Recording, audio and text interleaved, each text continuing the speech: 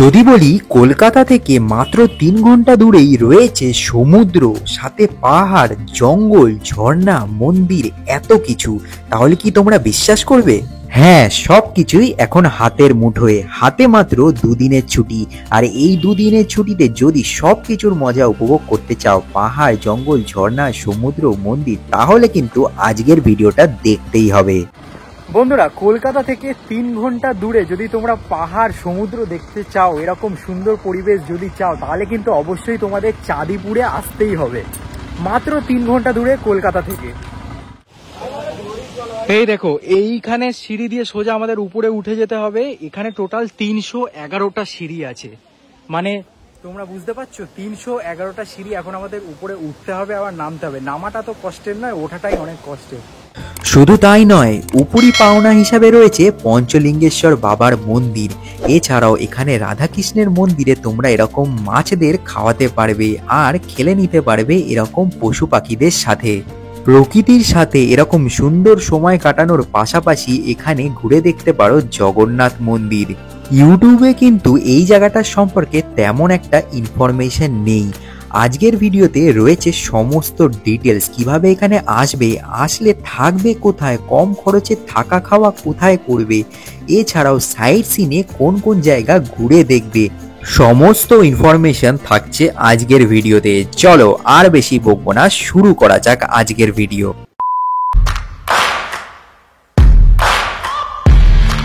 So hello বন্ধুরা, welcome back to another video of Ritiboni vlogs. একটা fresh new ব্লগে তোমাদের সবাইকে স্বাগত। হ্যাঁ, দীঘা পুরী তো তোমরা অনেকবারই গেছো। আজকে আমি তোমাদের কলকাতা থেকে মাত্র 3 ঘন্টার দূরত্বে নতুন একটা সি বিচে নিয়ে যাবো, যেখানে সমুদ্র লুকোচুরি খেলে, মানে ভ্যানিশ হয়ে যায় আবার চলে আসে। কি মজা লাগছে শুনে। তো চলো জার্নি স্টার্ট করা যাক। এখন রয়েছি শালিমার স্টেশনে, আর এখান থেকেই আমাদের ট্রেন রয়েছে ধৌলি এক্সপ্রেসে করে আমরা জার্নি করব। তো চলো, 9টার সময় ট্রেন আছে, ভিতরে যাওয়া যাক। আর ভিডিওটা কিন্তু স্কিপ না করে দেখতে থাকো। আর চ্যানেলে প্রথম হয়ে থাকলে বলে রাখি, আমি ঋত্বিক, তোমরা দেখছো ঋতিমণি ব্লগস। বন্ধুরা, ঘড়িতে এখন বাজে 8টা 5, আর আমাদের ট্রেন রয়েছে 9টা 15-তে। 9টা 15 ধৌলি এক্সপ্রেস। এই হচ্ছে শালিমার স্টেশন। তো চলো ভিতরের দিকে যাই, ভিতরের দিকে গিয়ে তোমাদের সবকিছু বলছি। এই দেখো, শালিমার স্টেশনের সামনে দুটো নতুন বন্ধুকে দেখতে পেয়ে গেলাম।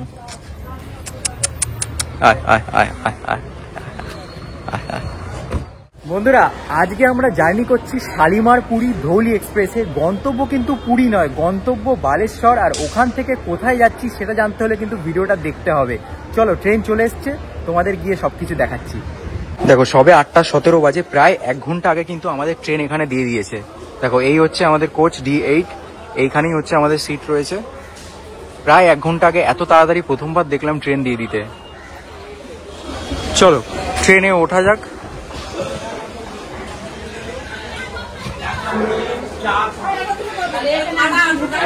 এই হচ্ছে এখানে সিটিং অ্যারেঞ্জমেন্ট। দেখো, 3জন করে বসতে পারবে, 3টে সিট। এই পাশে 3জন, এই পাশে 3জন।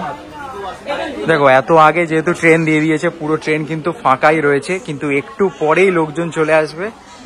দেখো, এই পাশেও কয়েকজন রয়েছে আর ফাঁকা। এখানে 3জন করে বসতে পারবে, আর এটা নন এসি রয়েছে। আর এখানে চার্জিং পয়েন্ট তোমরা পেয়ে যাবে। নর্মাল, আমার তো উইন্ডো সিটই আছে, বেশ ভালোই লাগবে। দেখো, তোমরা কিন্তু ঢুকেই এখানে একটা বেসিন পেয়ে যাবে, জল কিন্তু পড়ছে। আর এখানে একটা মিরর রয়েছে। আর এই ট্রেনে কিন্তু ওয়াশরুমও রয়েছে, দেখেছো? এই দেখো, ওয়াশরুম রয়েছে। ওয়াশরুমের অবস্থা কিন্তু খুব একটা ভালো নয়, তাও আছে, এটাই বড় কথা। ওয়াশরুম আর কি দেখাবো তোমাদের নতুন করে।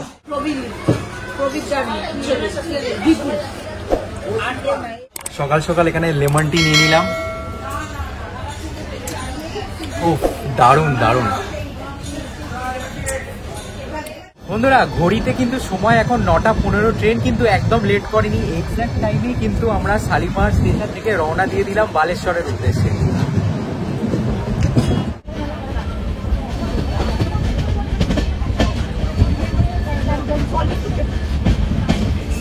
আজকের আমাদের এই ট্রেন জার্নি কিন্তু বেশিক্ষণের নয়। সাঁতরাগাছি হয়ে এই ট্রেন নিজের খেয়ালে ছুটে চলল বালেশ্বরের উদ্দেশ্যে।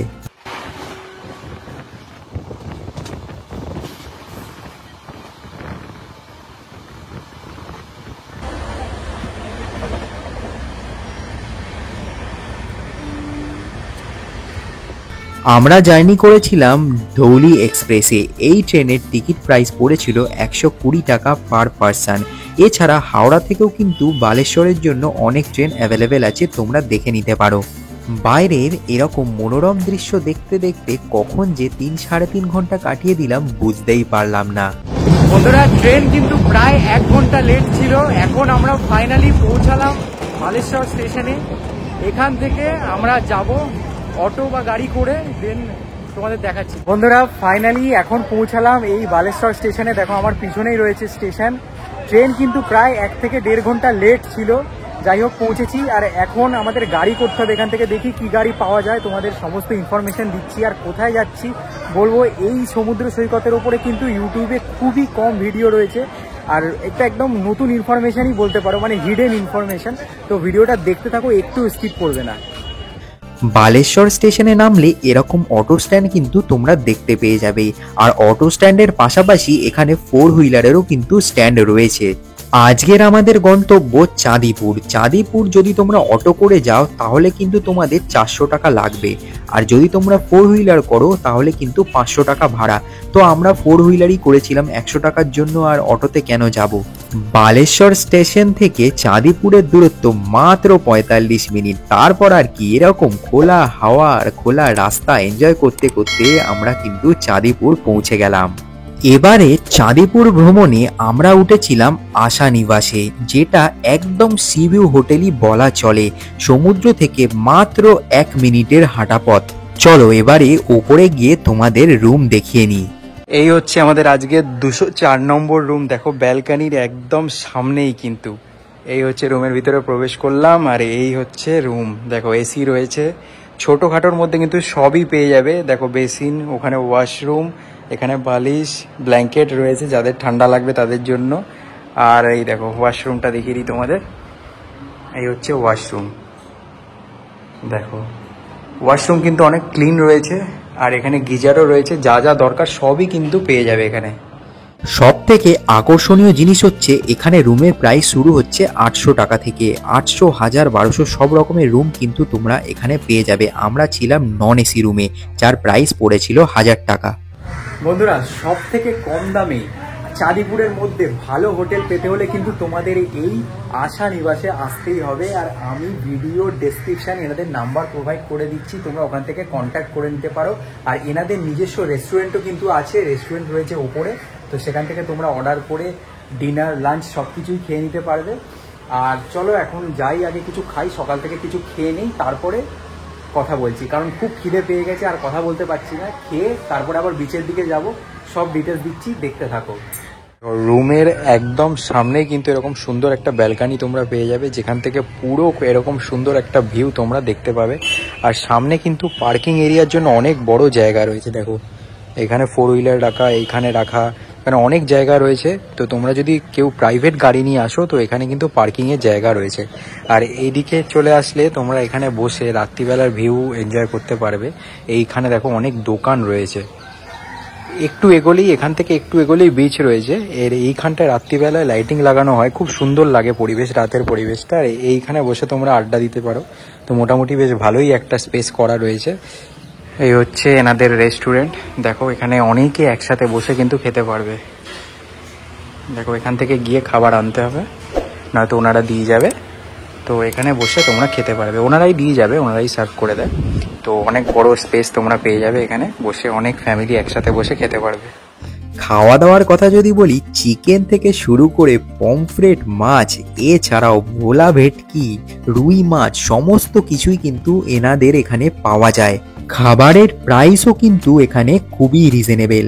আচ্ছা, গরম ভাতে এরকম লেবু চিপে খেতে তোমাদের কার কার ভালো লাগে কমেন্ট করে জানাও। গরম ডাল ভাত সাথে আলু ভাজা, এক কথায় স্বর্গ স্বর্গ। রাতের খাবারেও কিন্তু তোমরা যা চাইবে তাই পেয়ে যাবে। তড়কা, পনির, চিকেন, ডিম সবই কিন্তু অ্যাভেলেবেল। দেখো এই যে এত দোকান তোমরা দেখতে পাচ্ছ, এই রাস্তা সোজা গেলেই হচ্ছে সি বিচ। সোজা 2 মিনিট হাঁটলেই হচ্ছে সমুদ্র সৈকত।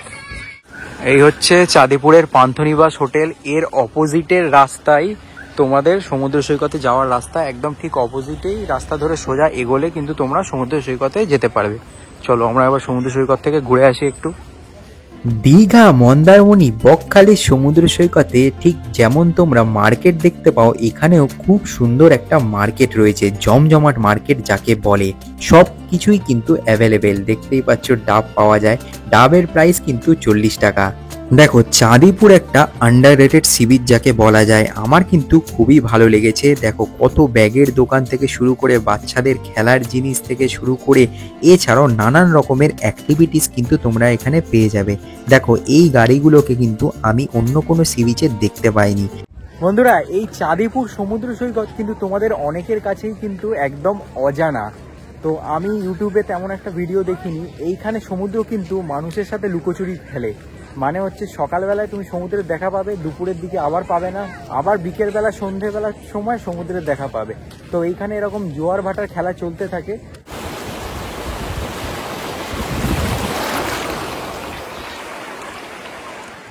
সি বিচও কিন্তু এখানে বেশ জমজমাট। চাঁদিপুর আসার আদর্শ টাইম কিন্তু এখনই, অর্থাৎ এই নভেম্বর, ডিসেম্বর, জানুয়ারি মাস। ওড়িশার মধ্যে এই সি বিচ হলেও পুরীর তুলনায় এখানে ঢেউ কিন্তু অনেকটাই কম। দেখো, এটাকে কিন্তু নিলিবিলি সমুদ্র সৈকত বলা যায় না। পিছনে দেখতে পাচ্ছ প্রচুর লোক রয়েছে। এবার যারা দীঘা পুরী গিয়ে একদম বোর হয়ে গেছে, দীঘা পুরী মন্দারমণি তো আমি নিজেও গিয়ে গিয়ে বোর হয়ে গেছি, তো তারা এখানে আসতে পারো। খুব ভালো জায়গা, খুব ভালো লাগবে, মন কিন্তু একদম চেঞ্জ হয়ে যাবে। আর এখানে অনেক কিছু নতুন তোমরা দেখতে পাবে, যেগুলো দীঘা পুরী মন্দারমণিতে তোমরা দেখতে পাও না। যেমন কিছু কিছু গাড়ি এখানে দেখলাম, কিছু অ্যাক্টিভিটিস তোমরা করতে পারবে, যে গাড়িগুলো রাজস্থানে গেলে তোমরা দেখতে পাবে, ওই গাড়িগুলো এখানে তোমরা চড়তে পারবে সমুদ্রের পাড়ে। আমি দেখছি, তোমাদের দেখাচ্ছি কত করে চার্জ নেয় সেই গাড়িগুলো চড়তে গেলে। আর খাওয়া দাওয়ার মধ্যে কিন্তু অনেক ভ্যারাইটিস, অনেক দোকান এখানে রয়েছে। সন্ধেবেলা হলে কি কি খাচ্ছি আমি, কত কি প্রাইস, সব কিছু বলবো। এখানে মাছ ভাজাও কিন্তু খুব টাটকা টাটকা মাছ ভাজা পাওয়া যায়, সমস্ত ইনফরমেশন দেবো। আর ভিডিওটা যদি ভালো লাগছে একটু ভালোবাসা দাও, তোমাদের জন্য নতুন নতুন জায়গার সন্ধান এনে দিচ্ছি। একটু সাবস্ক্রাইব করো, কারণ তোমাদের একটু সাবস্ক্রাইব আমাদেরকে অনেক মোটিভেট করে। এই দেখো নতুন ধরনের গাড়ি, কত করে চড়তে গেলে? এগুলোকে কি কি গাড়ি বলে? এটিভি বলে। তো এইটা যদি আমি চড়তে চাই কত পড়বে? 200 টাকা 400 টাকা, মানে কতক্ষণ 200 টাকায়? আচ্ছা, আগে যেহেতু কখনো এই গাড়ি চড়ার এক্সপিরিয়েন্স করতে পারিনি, তাই এখানে এই গাড়ি অ্যাভেলেবেল পেয়ে কিন্তু আমি 200 টাকা দিয়ে এই গাড়ি চড়েই ফেললাম। খুবই ভালো লাগলো। 200 টাকায় কিন্তু 800 মিটার তোমাকে ঘোরাবে, মানে 400 মিটার যাওয়া, 400 মিটার আসা। এই দেখো, এই দাদার দোকান থেকে সুইট পপকর্ন নিয়ে নিয়েছি। এই পপকর্ন কিন্তু আমার খুব ফেভারেট। তো সমুদ্রের ধারে আসলেই কিন্তু আমি এই পপকর্ন ট্রাই করি। 40 টাকা নিল, দারুণ খেতে কিন্তু। চিংড়ি কত করে দিচ্ছ? এই বড় ছোট দাম প্রাইসগুলো একটু বলে দাও। আচ্ছা, 7 পিস 100 টাকা, পার পিস 200 টাকা।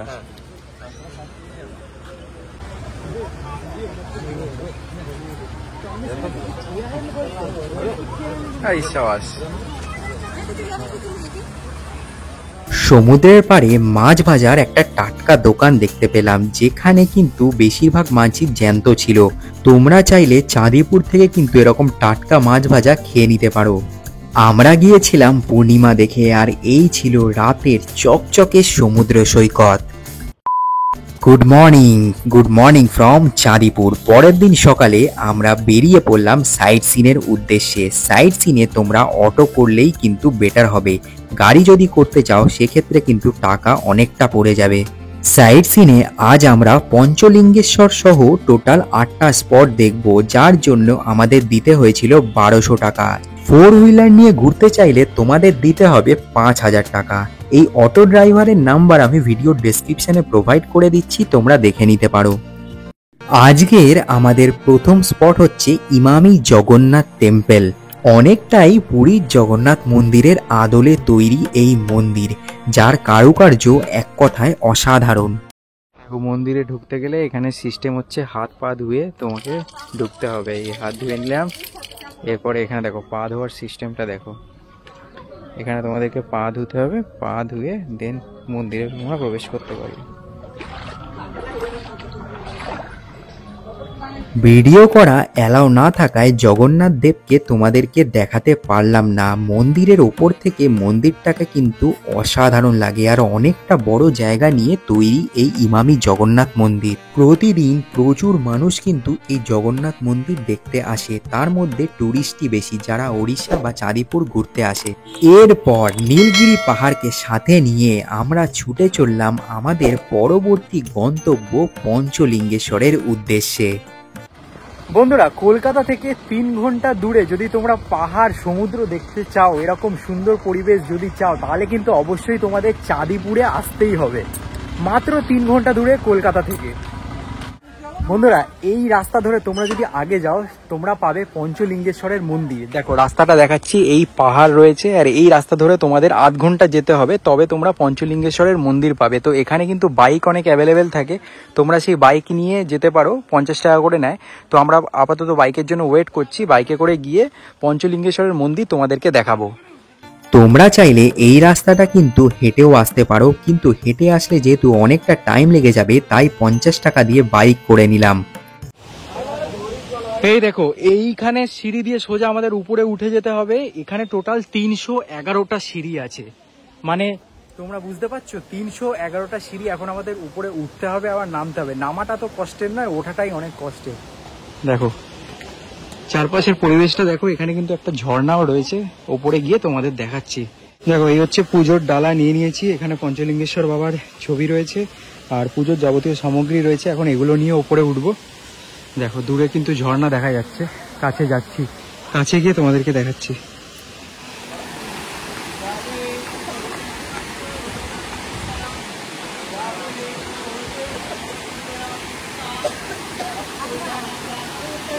দেখো ওই দিক থেকে ঝর্ণার জলটা নামছে। এখানে বজরংবলীর মন্দির ছোট, এখানে নন্দী মহারাজ, আর এই হচ্ছে বাবা পঞ্চলিঙ্গেশ্বরের মন্দির। এখান দিয়ে গিয়ে আমাদেরকে পুজো দিতে হবে। চলো আগে পুজোটা দিয়ে নিই। পঞ্চলিঙ্গেশ্বর বাবাকে নিজের মনের ইচ্ছা বলার জন্য প্রতিদিন প্রচুর ভক্ত এখানে ভিড় জমায়। এই যে ঝর্ণা তোমরা দেখতে পাচ্ছ, এই ঝর্ণার নিচেই হচ্ছে পঞ্চলিঙ্গেশ্বর বাবার যে শিবলিঙ্গ বলে সেটা কিন্তু রয়েছে। কাছে গিয়ে দেখানো তো পসিবল নয়, ছবির মাধ্যমেই তোমাদের দেখিয়ে দিলাম। এই মাত্র পুজো দিয়ে নিচে আসলাম, আর তোমরা যদি চাঁদিপুর আসবে ভাবছো, অবশ্যই কিন্তু পঞ্চলিঙ্গেশ্বরকে তোমাদের লিস্টে রেখো। এখানে না আসলে কিন্তু অনেক কিছু মিস করে যাবে। পাহাড় ঝর্ণা সব কিন্তু এখানেই তোমরা পেয়ে যাবে। চলে আসলাম আমাদের পরবর্তী গন্তব্য, এখানের সবথেকে বিখ্যাত রাধা কৃষ্ণের মন্দিরে। এই মন্দিরে তোমরা নিজের হাতে এরকম রঙিন মাছদের খাওয়াতে পারবে। এই রাধাকৃষ্ণের মন্দিরে কিন্তু তোমরা সমস্ত ঠাকুরকে পেয়ে যাবে, আর খুবই জাগ্রত একটি মন্দির। এখানে যারা যারা আসে তারা কিন্তু এই মন্দির থেকে একবার হলেও ঘুরে যায়। এই মন্দিরের পরিবেশ এক কথায় অসাধারণ, যা তোমাকে মুগ্ধ করে দেবে। এখানে অনেক বড় একটা পুকুর তোমরা দেখতে পাবে, আর সেখানে তোমরা চাইলে কিন্তু বোটিং করে নিতে পারবে। সাথে মাছেদের সাথে খেলা তো রয়েছেই, আর ঠিক পাশেই কিন্তু তোমরা পেট পার্ক পেয়ে যাবে। সেখানে 10 টাকা দিয়ে টিকিট কেটে ঢুকলেই কিন্তু এরকম খরগোশ নিয়ে তোমরা খেলতে পারবে। দেখে ফেলবে এরকম বড় সাইজের মুরগিকে, যা অনেকেই তোমরা আগে দেখোনি। পেট পার্কে এদের সাথে খেলতে খেলতে কখন যে তোমার আধ ঘন্টা কেটে যাবে তুমি ধরতেই পারবে না। এরপর আমরা চলে এলাম আমাদের পরবর্তী জায়গা, নীলগিরি রাজার রাজবাড়ি। এই হচ্ছে মাটি, আর এই হচ্ছে ছাদ। দেখো রাজবাড়ির ছাদ, কত উপরে ছাদ। দেখো বিশাল বড় বড় ছাদ। এই দেখো পায়রাও রয়েছে, জুম করে দেখাচ্ছি আমি। অনেক উপরে ছাদ, যেমন থাকে রাজবাড়িতে।